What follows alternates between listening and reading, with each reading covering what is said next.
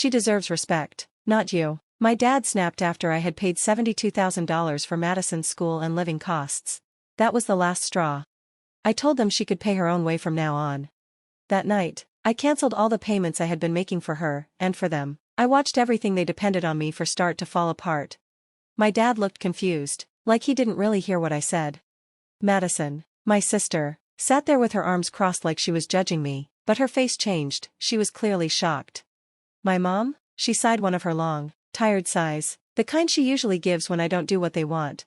But this time, I wasn't playing along. Let me go back a bit. My name is William, I'm 34, the oldest child, the quiet one, the one who fixes things and doesn't say much, even when people in the family act like I haven't done anything important with my life. For years, I worked hard, paid my own bills, and theirs. A lot of the time, they couldn't manage, so I helped. I paid Madison's rent, her school bills, her groceries. I didn't expect a thank you, I just wanted to ease her stress. She was always the favorite. But when you keep helping, people start to act like it's your job. It started slowly. My dad would say, Madison has real ambition. My mom would say, you don't need much, William, you're lucky. Madison? She'd give a quick thanks, like I was just some waiter bringing water. Then came one Sunday in March.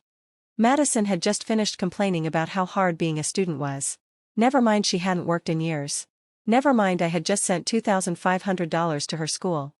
That's when my dad turned to me and said, you owe your sister an apology, she's the one who deserves respect, not you. Like everything I had done didn't matter. I just smiled and said, then she can pay for herself. Silence. That comment from him, that careless, hurtful line, was all I needed to finally walk away. I didn't yell, I didn't slam doors. I just stood up, took my plate to the sink, and left. Outside, the air felt better, like a weight had finally lifted. That night, I sat down at my laptop and stopped every payment. I canceled Madison's school payments. I removed my credit card from my parents' gas and electricity accounts. I changed the billing info to their names. I was calm and careful. When I closed my laptop, I was free. The next morning, I ignored the family group chat. Madison had posted a silly meme. I guess she hadn't realized yet. But it didn't take long. 2 days later, my dad called, his serious voice, like when I was a kid. William, the school says Madison's tuition hasn't been paid. What's going on? I waited a moment, then said, she can handle it. He got angry. You're being childish. No, I said, I'm being fair. He hung up. That night, Madison called. She didn't yell, she cried. She said she didn't understand why I was doing this. School was hard, life was expensive. I could have reminded her about the new iPhone, the nights out, the food deliveries I paid for. Instead, I said, yeah, it's tough, you'll figure it out. And I hung up. Over the next few days, the system I had quietly built started falling apart. The gas at my parents' house got shut off for 2 days. Madison's college account was locked. My mom called, thinking I had made a mistake. A mistake. I didn't respond. I picked up extra work hours, not because I had to, but because I finally wanted to. With no one draining my money, I saw my savings go up for the first time in years. I even planned a weekend getaway in a quiet cabin, no Wi-Fi, just peace. It felt like learning to breathe again. While I enjoyed freedom, my family finally noticed how much I had been helping. By the end of the week, their silence wasn't calm anymore. It was the kind of silence right before a storm. They were clearly trying to figure out how to pull me back in. Sure enough, Sunday came with a text, dinner at 6 o'clock, we need to speak, Dad. Not a request, a demand. I didn't reply. Instead, I grilled a steak at home and watched a movie about people breaking free from controlling lives. Fitting. On Monday, I had a few missed calls, 3 from my mom, 1 from Madison. Madison left a voicemail. She sounded gentle, like she had practiced. Hey, I know things are tense, Dad just says stuff sometimes, you know, but I really need help. My school account's locked, can we talk? She didn't sound sorry, just scared. I felt something, briefly. Then I remembered her laughing at dinner, saying she couldn't live like a broke student and calling me her sponsor. That feeling disappeared. I remembered when Madison asked me for money for textbooks, then posted pictures from a fancy spa. I remembered Dad saying, she deserves respect, not you. So I sent Madison a one-word message, no. Later that day, someone knocked. It was Dad. He had his arms crossed and looked more like a landlord than a parent. He walked right in without asking. Really? You're going to leave your family over some money? He said. I looked at him closely. For the first time, I didn't see someone strong, I saw someone afraid. He was losing control. It's not about money, I said. It's about being invisible until someone needs help. He rolled his eyes. Oh, please, we gave you a home, food, I laughed, and I paid it back, over and over, but it was never enough, was it? He didn't answer. Do you even know what job I have? I asked. He said nothing. I nodded, didn't think so. He walked out silently. When the door closed, I just stood there, calm. I wasn't angry anymore, I was done. By Wednesday, I could see they were struggling without me. I got a call from my aunt, Dad's sister. I hadn't heard from her in years. Not since that family event where Madison got praised and I got asked to take the pictures. Now she was being sweet, like we were close. Hey, I heard there's been some trouble, she said. Your dad's stressed with bills and Madison's college stuff. He didn't mean what he said. I almost laughed. They were sending in backup guilt now. Sandra, I said, did he tell you I was paying Madison's tuition? She hesitated. He said you helped a bit. I had paid $15,000 per semester. Silence. Also the gas bill, car insurance, groceries, here and there. Still nothing. I imagined her doing the math. Oh, she said. Exactly, I replied. She didn't say much after that, just a polite, I'm here if you want to talk, and hung up. That's when I truly realized, I had always been the quiet one holding everything together. They leaned on me constantly but never gave credit. And now, things were falling apart without me. That night, Madison posted something on Instagram, a black background with the words, kindness disappears once the compliments stop. People commented things like, are you okay? And sent heart emojis. I didn't reply, just kept scrolling and turned off my phone. While they were panicking, I was finally doing well. That same week, I finished a professional course I'd been working on for a year. My boss called me in and gave me a raise. You've been extra sharp lately, he said. Something's changed. What I wanted to say was, I stopped giving everything to people who didn't care. But I just smiled and said, thanks. Then I went back to my desk, opened my browser, and searched for better apartments, ones with big windows and sunlight. For once, I was planning something just for me, and it felt earned. The next family dinner happened without me. That had never happened before. No one asked me to bring dessert. No one hinted I should buy the groceries since Madison swamped. Just silence. Still, I heard about it. My cousin Anna sent me a photo from dinner. Madison looked uncomfortable. Dad looked miserable. Her caption read, weird energy. Where were you? You're the only one who makes these bearable. I ignored it. The next day, Madison called again. I didn't answer. But her voicemail? I played it twice. I know you're mad, but now Dad says I have to take out a loan. A real loan, with interest. He said it's not his problem anymore. I don't know what to do. And just like that, it all collapsed. Not just the money, but their loyalty. Madison was always Dad's favorite, but favorites only matter when they're useful. Once she became expensive, he shut down. That's when it hit me. I was never the failure. I was the resource. The one they loaded with problems, hoping I'd break. And when I didn't break, they turned against me. That night, I opened my financial records. I looked at every bank transfer, every grocery payment, every bill. In 3 years, I'd spent almost $72,000 on them. All while they called me cold. All while Madison posted fancy coffees and spa days. All while Dad made jokes like, not everyone's born to lead. I did one simple thing. I took out an old shoebox filled with receipts, proof I had helped. And I threw them all away. Not out of anger, not out of sadness. But because I was finally done. I had given them more than enough. Now it was time to give that energy to myself. 2 weeks passed. Nothing from Mom. No text, no meme to break the ice like she used to. Then one night, I got a message, not a call. It was a photo of a utility bill. At the top, it said, shut off warning, 3 days. Her message? Didn't know you stopped paying this too. No, hello. No, sorry. Just blame, like I had pulled the rug out from under them.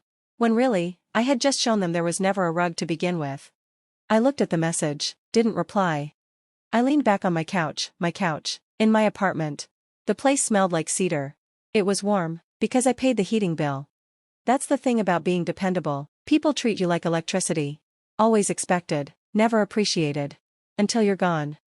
That Sunday, Mom showed up at my door, unannounced. She looked tired, thinner than usual, holding a plastic container, like a peace offering. Thought you might want some, she said. looking around like she didn't want neighbors to see. I didn't take it. I stepped outside, closed the door behind me, and asked, "What's the real reason you're here?" She hesitated.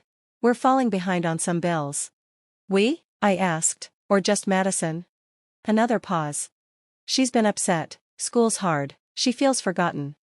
I felt something, but not guilt, not sadness. Just clarity. "Yeah," I said, "I know what that feels like." Her face changed. "This is your way of punishing us." "No," I said, "this is me stopping the rescue mission." She finally seemed to get it.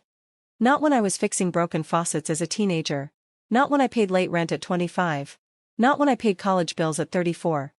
But now, she saw that without me, things fell apart. Maybe I wasn't the weak one after all. When Madison missed her final tuition deadline, I already knew.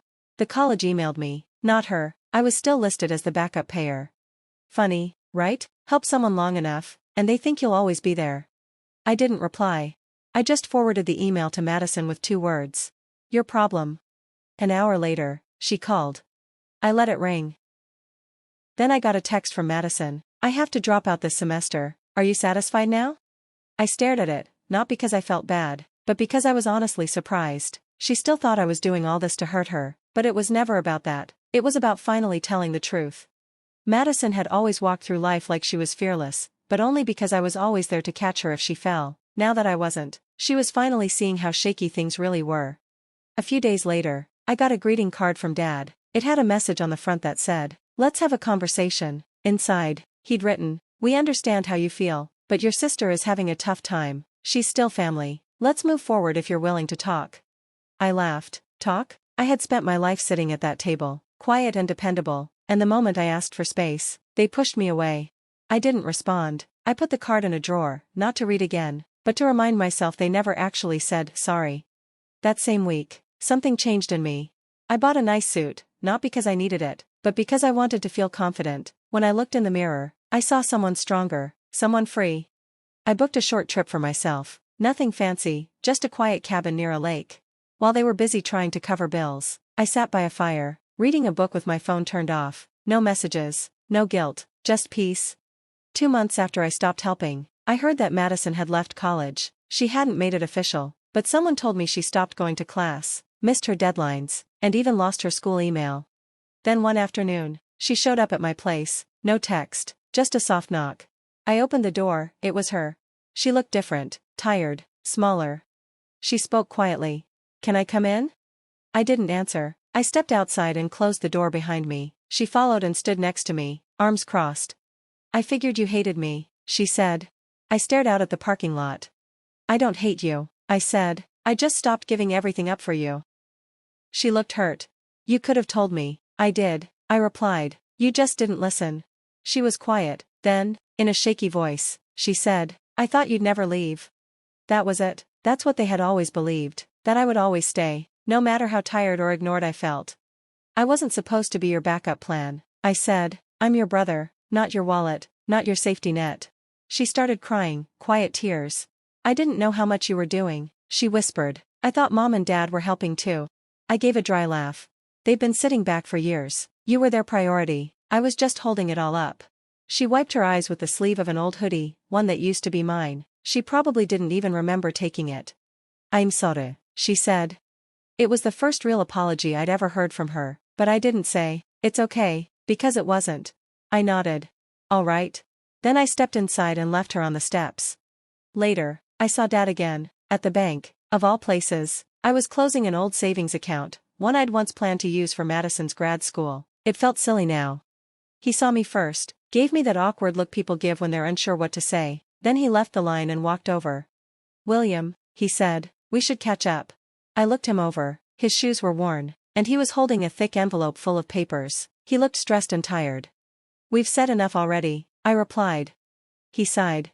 "I know we messed up. Your mom can't sleep. Madison's not eating. We just want to fix things. Now that the bills are piling up and I'm not fixing everything anymore?" He looked down.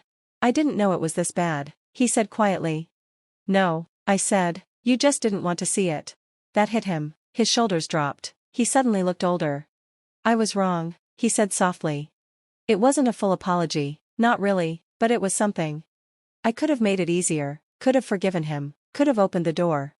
But I remembered how invisible I had felt for so many years, how used I was, how no one ever saw me as anything but a solution to their problems. So I said, "You don't get to decide when this is over." He didn't argue, he just nodded and went back to the line, looking like a man who finally realized what he had lost. As for me, I walked out of that bank feeling something I hadn't felt in a long time, strong. It's been 6 months now. Madison works in a bookstore. My parents sold the house, the one they always said they'd retire in. The family group chat still exists, but it's quiet now, careful. No one asks me for money anymore. I didn't make a big announcement, I didn't post anything about cutting off toxic people. I just walked away. Not out of anger. Out of peace. These days, life is calm, simple. Mine.